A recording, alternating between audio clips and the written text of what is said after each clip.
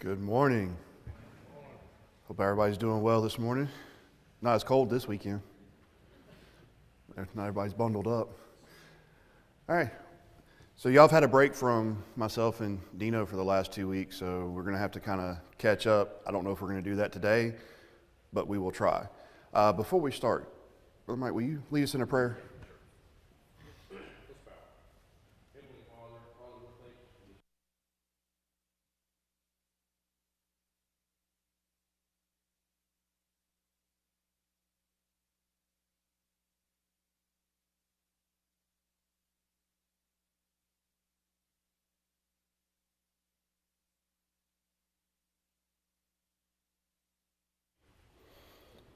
All right, so our last class, we left off in Mark chapter 3 in verse 31. Dino was kind of excited to do this portion, 31 through 35. So I'll let him do his. He prepared for like 2 weeks on this and was super excited to present it, and we kind of got out of sync. So he said he was going to be watching this morning, so Dino, if you're watching, I'll let you cover those verses, and we'll move on to start of chapter 4 and hopefully get into chapter 5 this morning. So we're going to go to Mark chapter 4.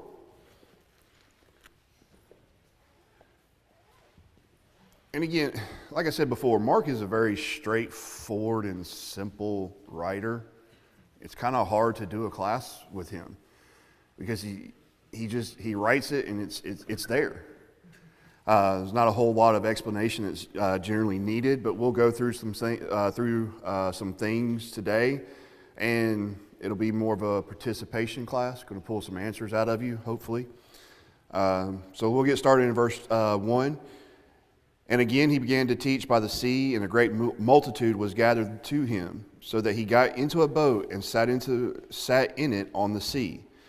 And the whole multitude was on the land facing the sea. Then he taught them many things by parables, and said to them in his teaching, "Listen, behold, a sower went out to sow. And it happened as he sowed that some seed fell by the wayside, and the birds of the air came and devoured it.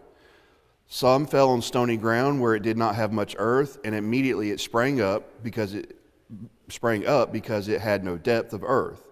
But when the sun was up, it was scorched, and because it had no root, it withered away.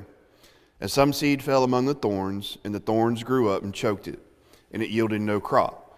But other seeds fell on good ground and yielded a crop that sprang up, increased and produced, some 30-fold, some 60, some 100. And he said to them, He who has ears, let him hear." So what is a parable? Story that makes the complicated simple. Okay. Anybody else? A story that makes the complicated simple? Teaches a lesson by everyday events. Say that one more time, I'm sorry. Teaches a lesson using everyday events. Okay, teaches a lesson that uses everyday events. It's something that's relatable, right? So in verses 1 through 12, verses 1 through 9, he's talking about the seeds that the sower goes out, he tosses. Some land out in stony ground, some land in thorns, some land on by the wayside. How many of y'all have ever plowed a field, planted a field, or seen it done? Okay. It's difficult. You know, nowadays they have these tractors and combines and everything that have GPS in them, and you just basically hit the button and it drives itself. You know, so you're straight lines, everything's good. But before you get to it, you got to prep the field, right? So you got to get out there, you got to bush hog it, you got to cut it down. Then you go back behind it and you harrow it. So you're turning up, those discs are turning up the dirt, stirring it up.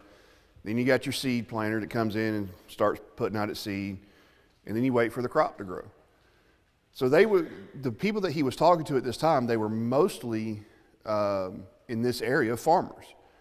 So they would understand what he was talking about. You know, they would get out there, they would prep their fields, and of course back then they were out there having to throw it by hand. I don't know if you've ever had to do that, depending on how big the field is. It's not fun. I mean, I didn't think it was. You go in and you have your little bag and you're sitting there tossing and you're just throwing, not really paying attention where you're throwing it. So some of it doesn't get into the field. It doesn't get into what you've prepared. It goes into what they was calling the weight side, which is going to be all your brush at the edge of the field, maybe a little bit further out. Then you got some of that stony ground that he talks about. That stony ground is where you've gone through and you've haired up everything and got some of the rocks out and it's been pushed to the side.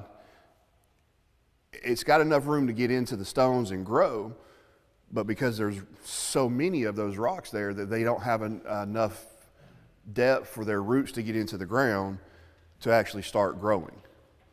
Then you get them into the thorns, and I don't know how many, I know some of y'all been out here bird hunting, rabbit hunting, those kinds of things. You got to wear your briar breeches, right? You got these pants on that got this big thick canvas piece right here so you don't get stuck by the briars. Polyester is not good for that, by the way. Chased several bad guys through briars and had to buy brand new pants and Neosporin by the packets because you got cuts all over your legs. So those seeds grow up and those thorns, those take over and they choke out those plants and you can't really harvest those. Then you've got that good soil, that soil that you've prepped, that you've taken care of, and they get into that portion of the field and it starts growing. And you see the crop grow and you see it develop and become useful, and then you're able to harvest it. So that's what he's talking about. He's comparing something that they know fairly well as to what's going on so they can understand where he's going with his story. All right, then we go into verse 10. In my Bible, it's kind of got a subtitle that says, "The Purpose of Parables." But when he was alone, those around him with the 12 asked him about the parable. And he said to them, "To you it has been given to know the mystery of the kingdom of God, but to those who are outside, all things come in parables. So that," and he's quoting Isaiah chapter 6 and verse 9, "seeing they may see and not perceive, and hearing they may hear and not understand, lest they should turn and their sins be forgiven them." So he's explaining to them that his apostles, the ones that will eventually become his apostles, they're going to be given that knowledge to understand. And it's going to be a little bit harder for those outside of his inner circle to understand what's going on. But he is going to eventually break it down and explain it to them so that they can fully understand what's happening. So we get to verse 13, and he starts to explain what's actually going on in verses 13 through 20. And he said to them, "Do you not understand this parable? How then will you understand all the parables? The sower sows the word, and these are the ones by the wayside where the word is sown. When they hear, Satan comes immediately and takes away the word that was sown in their hearts. These likewise are the ones sown on stony ground, who, when they hear the word, immediately receive it with gladness.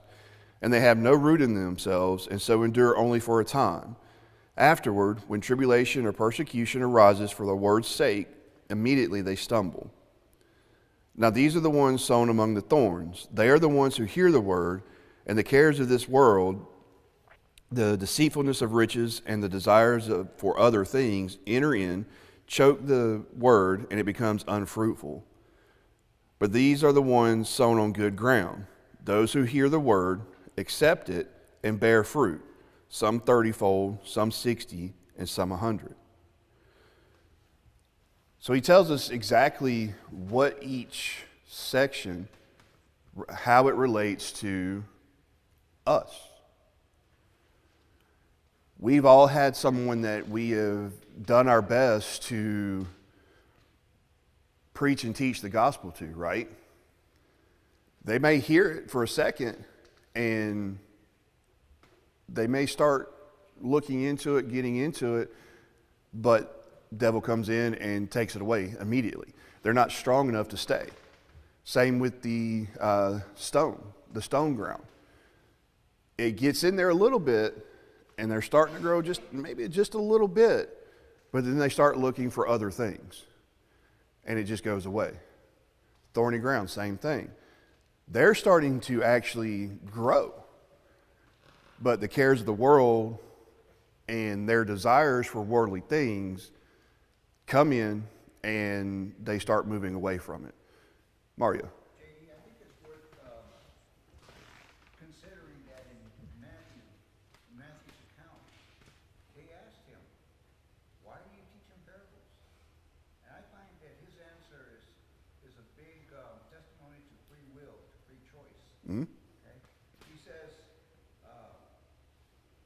because it has been given to you to know the secrets of the kingdom of heaven, the mysteries. So the question has to rise, the church has not been established yet. Correct. So we think about in and out, right? That's how it works. But I think it's worth noting that it's still the word that changes the hearts of men. For example, we know Ananias and Sapphira came up out of the water, and look what happened to them. So it's either in or out.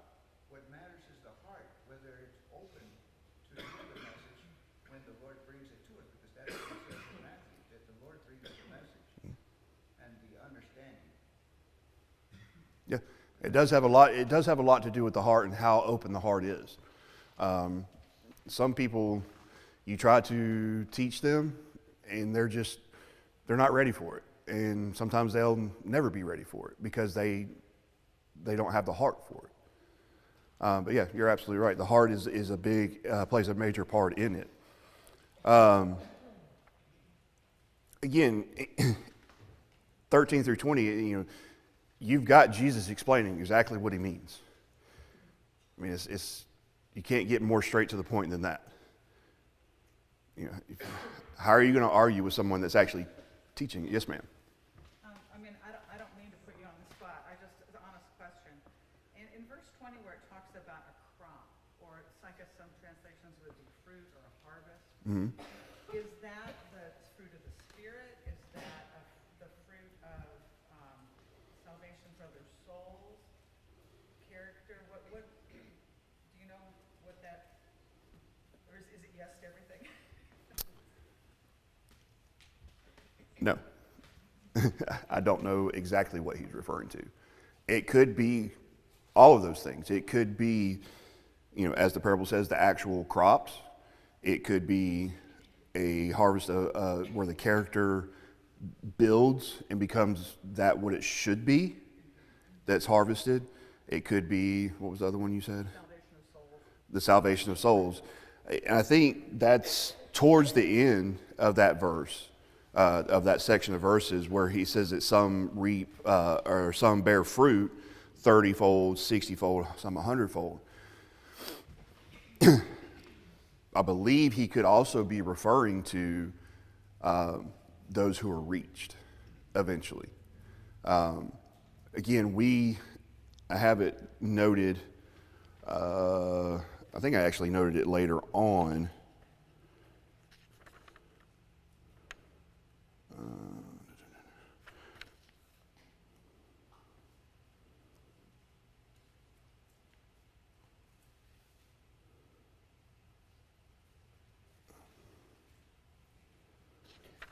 No, I didn't.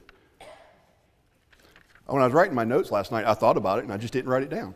But and I can't think of the verse right off the top of my head. Somebody that's a lot better at that probably can chime in here. Our task is just to preach it. Our task is to plant the seed.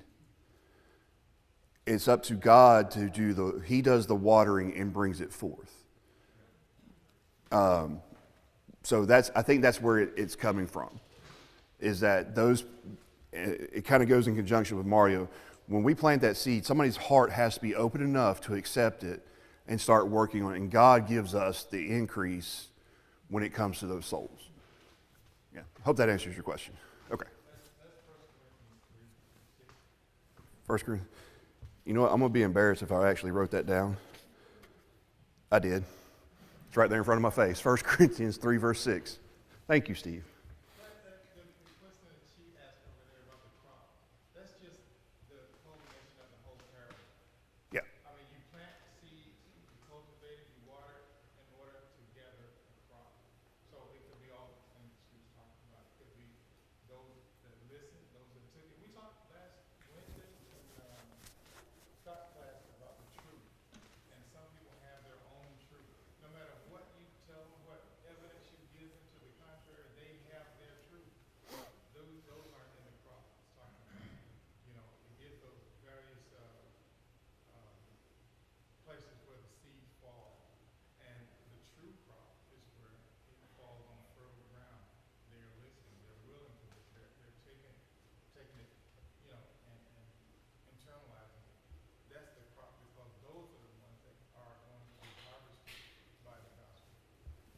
Correct. So before I was happily married, I dated this young lady. As Steve said from Wednesday night, the truth is what people make it, or they have their own version of truth. So again, before I was happily married, I dated this young lady for a while, and it didn't matter what evidence I showed her from Scripture.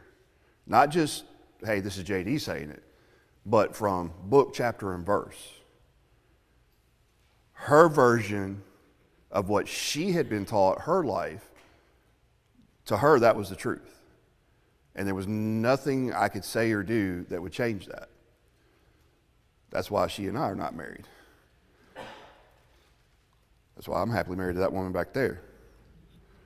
Because we understand the truth and we are going through the journey of life with that same understanding and supporting each other through that. And I think that's one of the things that we have to do here is that once we spread that seed, we have to make sure that we maintain that support.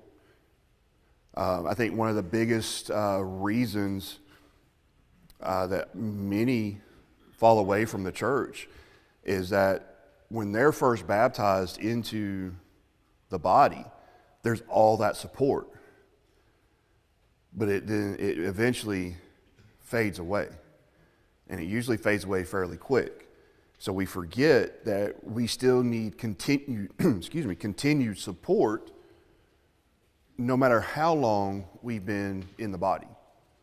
Mario. Well, I got a question. I think I know the answer, but let's see what you say. Is it possible then for us to be working on other people's parts so that the soil will be receptive? Is it our job? Can we do that? Or how does that work? I think our job is to continually present it. We can't control somebody's thoughts, feelings, or actions. We are only that we present it to them, and we continually present it to them. Do we get discouraged when they don't accept? Absolutely. So isn't that the secret then to evangelizing? Persistence. Don't worry about the results, just get it out there, share the scriptures, Yeah. God gives the increase. no expectations. Right. Exactly. All right. So any more about the parable with the sower of the seed? All right. Oh, I'm sorry. Okay, this is kind of feeds off of what Mario was just talking about a little bit. Because of the fact that I'm a retired teacher and I taught science a lot, when I was teaching my middle schoolers about this parable, a year or so ago, we were talking about how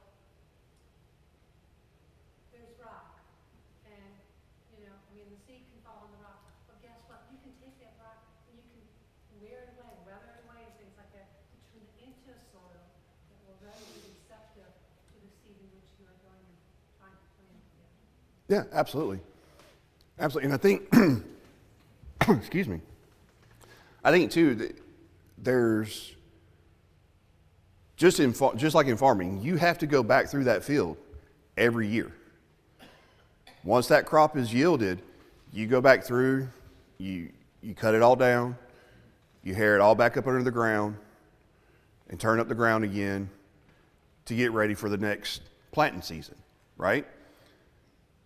We never know what season somebody is in. But our persistence and our continued teaching to them, it may be at some point in time in their lives that they're going to be open to the word. So we can't be discouraged by it. We just have to continue to do what God has asked us to do, and that is continue to preach the word. Anybody else? It's just so hard, when you It get is. involved in somebody's life, and you give your heart, and you hope for it to be at least reciprocated in love and respect, and, you've got memories together, and then it comes to naught. Yeah. Or it comes to a head. Sometimes that happens too. Yeah. So it's just, it's not without emotional cost sometimes. Oh, it can be very emotionally draining. My best friend, he and I, we've been best friends since 8th grade, and we've had these discussions before. He's asked questions. I've brought pamphlets. I gave him a Bible. I gave him the small pamphlet that the one that's sitting out front. I can't remember the names of them, but that goes through the 3 books that go through to teach. We've had these discussions. We've talked. We've done. And to be on the verge and nothing happened, it's just like, can't give up though. You've got to keep that continuous dialogue with them. And yes, it's emotionally draining, but to me, it's a price well worth paid if they obey. So, all right, anybody else? One of the best ways, really, when people reject, I think it's important that we understand that they've not been where we've been. They've not read what we've read, and they're just not there. And sometimes we back up, and our lifestyle, especially if it's someone we're trying to teach or want to teach that we're around a lot, some of those rocks and that soil is being prepared by you by just the good lifestyle that we live in front of them.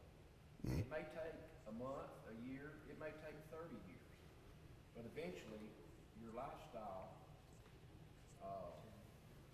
will soften that soil and prepare that soil maybe better to hear what you want to teach them.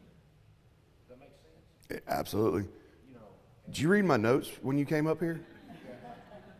You jumped ahead of me, but he's absolutely right. and one thing too is sometimes church leaders will get aggravated. They'll see someone baptized, and they never see him again at the building. That's not, and if that has happened here, that's not just at Oak Hill. That's It's everywhere. everywhere. So I hope none of us lose our minds when that happens, because it's everywhere. Yeah. The devil is really good at what he does. So let's don't be deterred or off track. Let's just keep trucking. Absolutely. Keep trucking. Yes, ma'am. I actually see all this as a great comfort. God letting us know again, you're not in control. This is your part, this is my part, you stay in your lane. Yeah. Because I have some friends who are Jehovah's Witness, and I ask questions. I'm inquisitive, I'm curious, I want to know why you think what you think. And she stopped me once, and she said, I can't go into the whole thing because at the end, if you don't accept, I have to cut you off.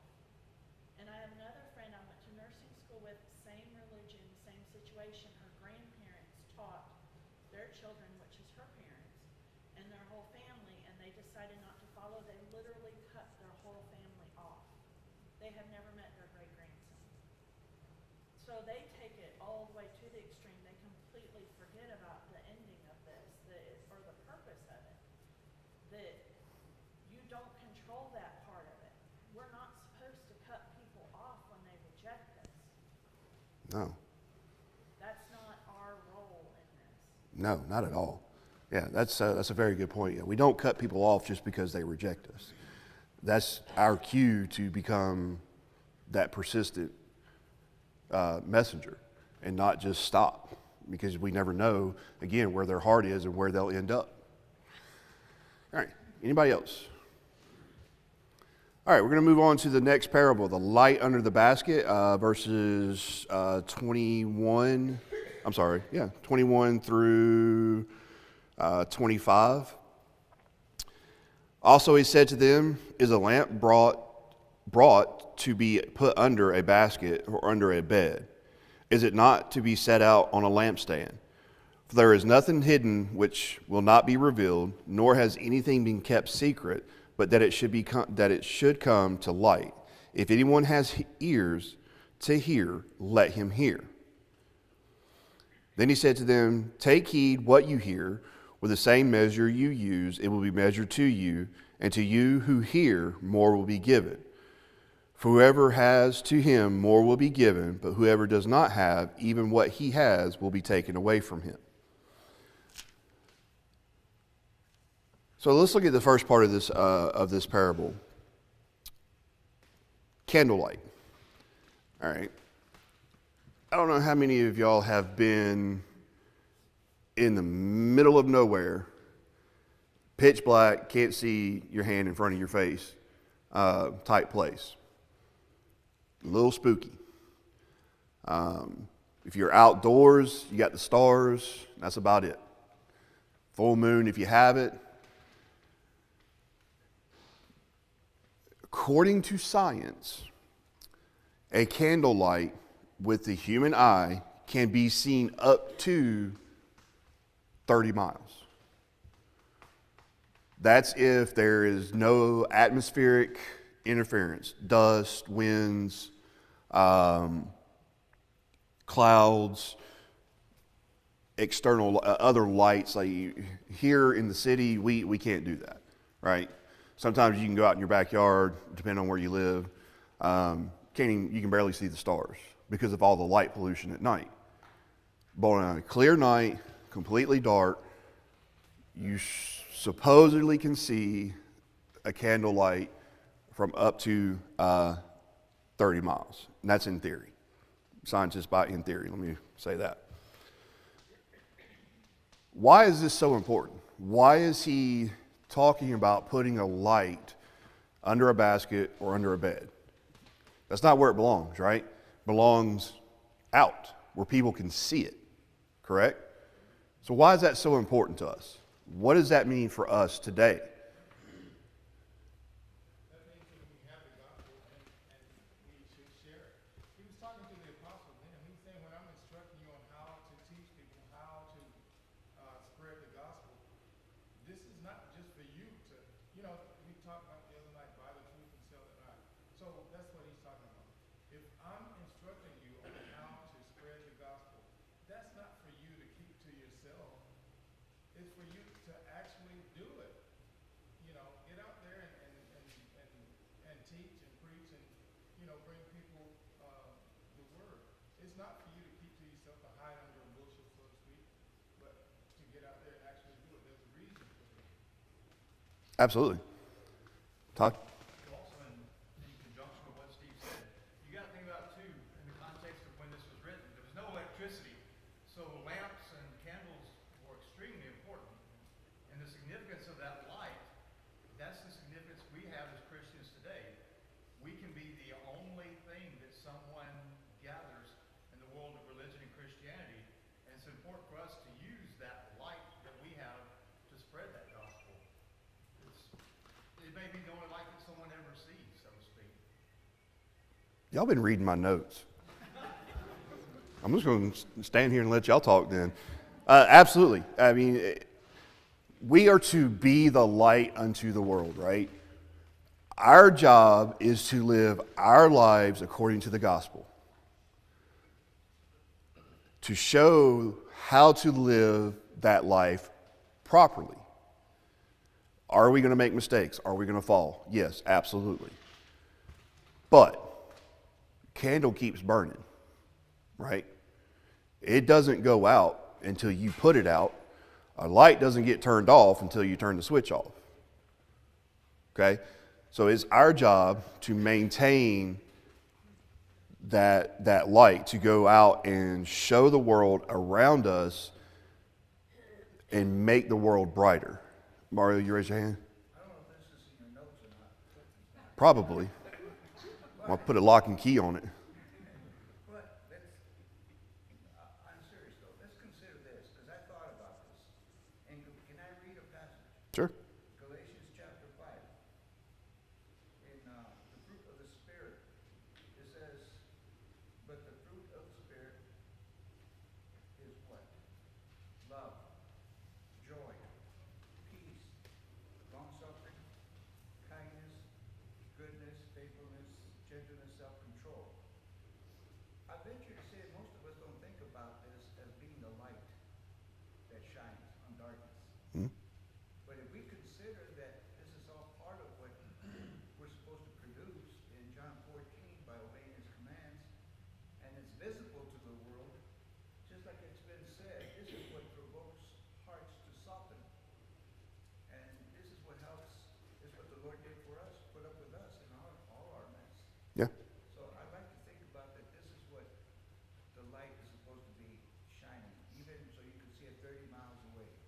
Yeah. Yeah, absolutely. In a time of, especially in the world that we live in, when there is so much noise around us, so many distractions, temptations, we've got to make sure that we maintain our light. That way, when we go out into those areas that we come in contact with, we have to have the ability to light that area. We do that by the way we live, by the words we speak, by living the commands that Jesus and God gave us throughout our entire lives. All right, we're running out of time. Josh. Light is contrary to darkness. Darkness is the natural state. Yep. Just like all the fruits of the Spirit are things that are not selfish. It's natural for a child to be selfish. They are concerned with their own needs. When you take God out of it, everybody is only concerned with their own needs. And so, just like that light being opposite of darkness, by having those fruits of the Spirit, you will shine because it is the opposite of the natural state when God is not there. Absolutely. Yeah, and just to read the verse that supports what you're saying in 1 John 1, verses 5 through 7, it says, "Now this is the message we have heard from him and declared to you. God is light, and there is absolutely no darkness in him. If we say we have fellowship with him, yet we walk in darkness, we are lying. And if we are preaching the truth, but if we walk in the light as he himself is in the light, then we have fellowship with one another, and the blood of Jesus, his son, cleanses us from all sin." Absolutely. All right. Verses 24 through 25 again. Take heed of what you hear. With the same measure you use, it will be measured to you. The more you hear, the more will be given. Whoever has more, for whoever has, to him more will be given. But whoever does not have, even what he has will be taken away from him. As we are going through our life and what's the best way to learn something? Repetition, for one. Immersion, doing it. Brother Sutton can attest to this. We're both instructors in law enforcement. The best way to learn something is to teach it. Because the more you have to teach a subject,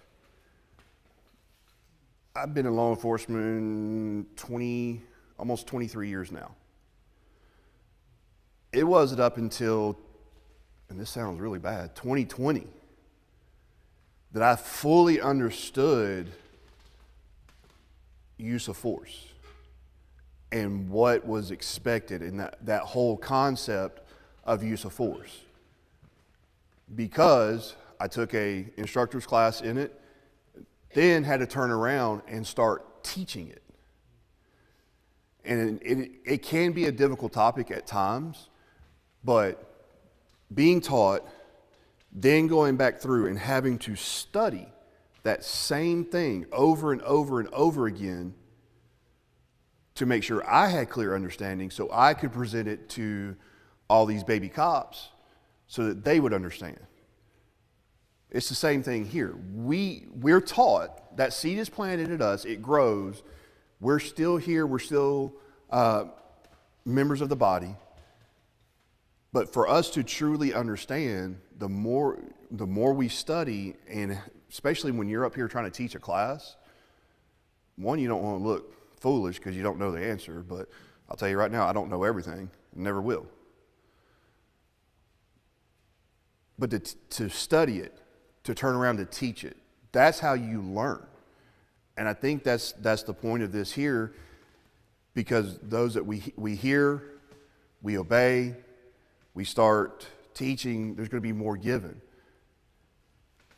We've accepted it, we are living a faithful life, and at the end, our reward is heaven.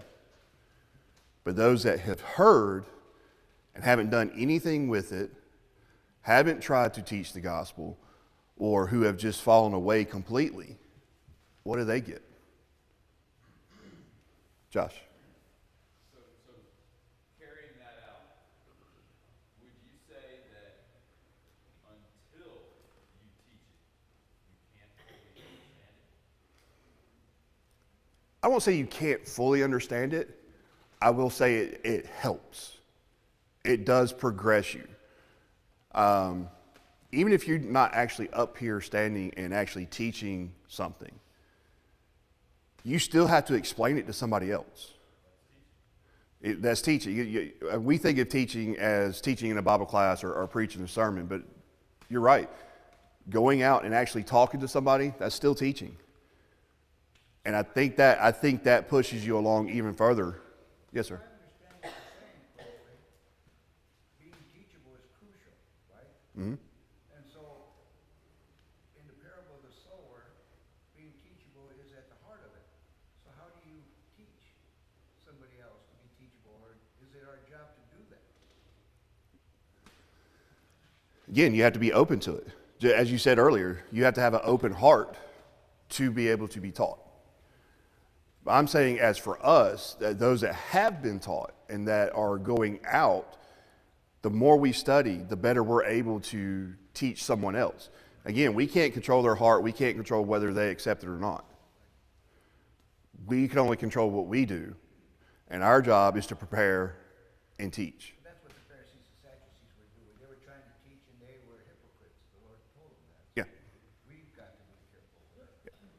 Josh? Yeah, that's one of my favorite things that I tell people is be teaching at every aspect of your life. Us as Christians especially have to be teachable. Because how can you say, hey, you need to change your mind? At one point, we were not Christians. Mm-hmm. And we heard the truth, and we changed and became Christians. So we have to always keep that mindset of, well, what if what I'm doing right now is not right? What God says. We're talking with somebody else of another religion. What if what I'm saying, we can't? Jesus is not devil. No. And he wants us to ask difficult questions. He wants us to wrestle with his word, to understand it better. And if we're scared of getting a question or being asked a question, asking ourselves a question, then we're not gonna arrive at that answer. Because what if what we're doing right now is not what God wants us to do? And we need to change something in our life. Always you have to be teachable. You always have to be teachable. So when I'm thinking in that, one of the things I always tell people, you have to remain humble. You have to remain humble. Just because we are currently in the body and we are currently Christians, we all still have the potential to fall. We all still can be standing and teaching someone and make a mistake, and someone nearby, also a member, may approach you. Hey, that's not really what that means. You may want to do a little more studying, or hey, let's talk about this offline. I know Brother David Decker. I know Brother Tate has experienced this, and I know I've experienced it, and it's terrifying. But you get up there and you are preaching your sermon Sunday morning, Sunday night, during a gospel meeting or whatever it is, and you feel like you're just hammering it home. And you get done, you're feeling good. Like, man, I felt good about that one. Everybody stands up for the invitation song. We invite you to come down if you have anything, yada, yada, yada. So you're standing there on the front row and you're singing. You're like, yeah. And as soon as the song gets done, the elder steps up there. to me, that's always been a sinking feeling because it's like, oh, what did I say wrong? And you start replaying that whole entire sermon through your head. You start replaying that whole entire Bible class through your head thinking, man, what did I say wrong? Because we still have to be humble enough to accept the fact that we still need correction. Even the most mature Christian you know still needs correction. So when you see that elder come up here, so don't do that after class, Mike, because, okay. But when you see that, you have to be humble enough to accept the fact that you made a mistake. You have to set your ego aside and be humble. Yes, sir. JD, when I was a young boy, a visiting preacher came and spoke at a revival. And he told the true story about a man that he knew who had done this for about 30 years. But let me preface by saying this. Not everybody is the excellent speaker, teacher, and I think sometimes we get discouraged because maybe we're not polished, maybe I don't know enough, and therefore I don't say anything. So I just stick it under the basket or whatever. I'm just not going to say, But if we know enough to become a Christian, we know enough to tell someone else about it. But this was the story. This member of the church was in this congregation, and he wasn't an educated man, and he didn't have those skills. But he worked for the city, wherever this town was at. He was the trash man. He rode the back of the trash truck, okay? And he wore the elders out because he always made sure he had tracts, okay? Gospel tracts. And he carried them in his overalls. Well, the city that he worked at had 5 routes, Monday through Friday. And when he would dump their trash, he'd leave a tract on top of the trash can. Okay? Yep. Everybody in the city was being taught. Now, some of them probably thrown it away. Maybe most of them did. But at the end of this time, this 30 years, this man retired. Guess who was responsible for the conversion other than the Lord at that congregation? Yeah. The trash man. He didn't teach anybody, but he did. He taught everybody, the newcomers. Yeah. He was responsible for that. And that was his way of teaching. Every one of us can do something. And he wasn't polished, but those folks would come and visit, and someone who had to give a gap, who could do a better job than he could do, but it was because of him that these souls was being saved. Every one of us can do something, and he was the trash man. Yeah. God doesn't tell us how we have to do it. He just says we got to do it. Just go do it. Right? All right. Well, we are out of time. We didn't even get through chapter 4, so sorry. I appreciate y'all's comments and conversation. Again, it helps me even being up here. So thank y'all.